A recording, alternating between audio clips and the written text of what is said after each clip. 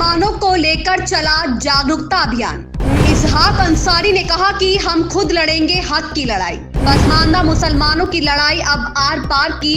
इसहाक अंसारी बुनकर नेता। नमस्कार, आप देख रहे हैं एबीएस न्यूज और मैं हूं आपके साथ ज्योति कनौजी। आइए रुक करते हैं खबर की ओर। आपको बता दें कि संत कबीरनगर बखीरा में पसमानदा मुसलमानों को लेकर जागरूकता अभियान इसहाक अंसारी की अध्यक्षता में किया गया, जहां पर हजारों पसमानदा मुस्लिमों ने अभियान में भाग लिया, जहां पर पसमानदा मुसलमानों ने हक और हकूक की लड़ाई के लिए समाजवादी पार्टी के वरिष्ठ नेता व बुनकर नेता इसहाक अंसारी के नेतृत्व में पिछड़ा पास बंदा मुस्लिम जागरूकता अभियान कार्यक्रम का आयोजन किया गया।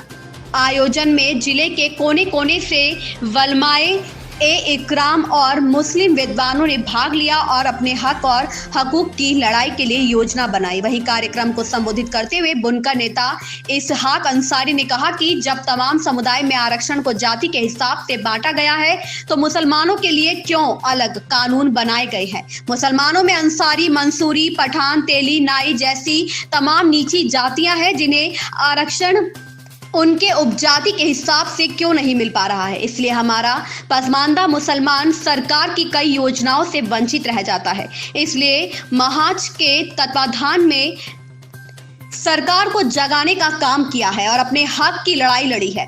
अब हमारा वोट मजहब के नाम पर नहीं, हम अपने हक और हकूक के नाम करेंगे। जो पार्टियां कहती आई हैं जितनी जिनकी भागीदारी उसमें उनकी हिस्सेदारी वह हमारे लिए छलावा साबित हुई है।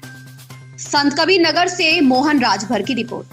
आज ये जो प्रोग्राम किया गया है उनके हुकूक के लिए लड़ाई लड़ी जा रही है, क्योंकि जब पिछड़ों की बात होती है तो हमारे हिंदू पिछड़ों की तो बात होती है, लेकिन उसमें जो मुस्लिम पिछड़ा है उसको अल्पसंख्यक के नाम पे अलग कर दिया जाता है, जिससे पिछड़े मुसलमानों की हकमारी हो जा रही है।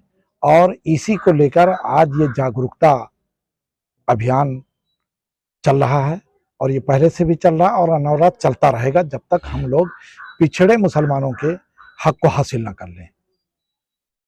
नहीं, चूंकि देखिए मुसलमान की जब बात की जाएगी वो तो बिलाशुबह किया ही जाएगा, लेकिन चूंकि जब हिंदू मजहब की बात आती है तो हिंदू मजहब के नाम पे, बिरादरी के नाम पे सबको हिस्सा दिया जाता है, जबकि हिंदुस्तान में जो मुसलमानों का सामाजिक संरचना है उसमें भी बिरादरी वो है, जैसे अंसारी, मंसूरी, शेख, सैयद, पठान।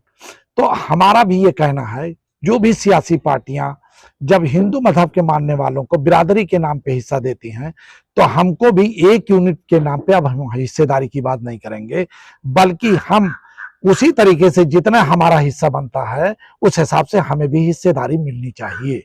अब हम मजहब के नाम पर वोट नहीं करेंगे।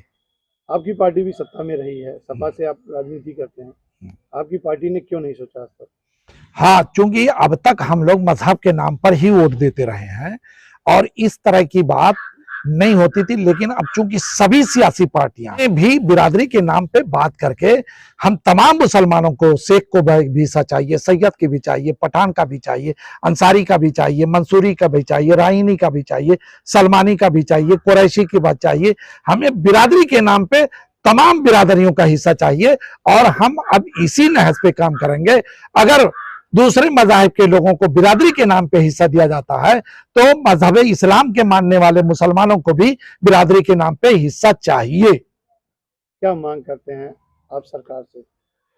सरकार से तो, इस सरकार से तो हमें कोई उम्मीद नहीं है। हालांकि ये पसमानदा मुसलमानों की तो बात करते हैं, वो सिर्फ मुसलमानों को बांटकर इनको कमजोर करने के लिए, इनका हक देने के लिए नहीं। अगर हक देने की बात करें तो 403 विधानसभा सीटों में एक पर भी किसी पसमानदा या मुसलमान को इन्होंने टिकट नहीं दिया। अगर वाकई सच्चे हैं इसमें तो भाजपा को चाहिए कि मुसलमानों की आबादी के हिसाब से 80 सीट पर मुसलमानों को लड़ावे, भाजपा भी नहीं। अभी जो पार्टी का, हमारे जो राष्ट्रीय कमेटी का गठन हुआ है उसमें तो जो राष्ट्रीय महासचिव बनाए गए हैं। इस खबर में फिलहाल इतना ही।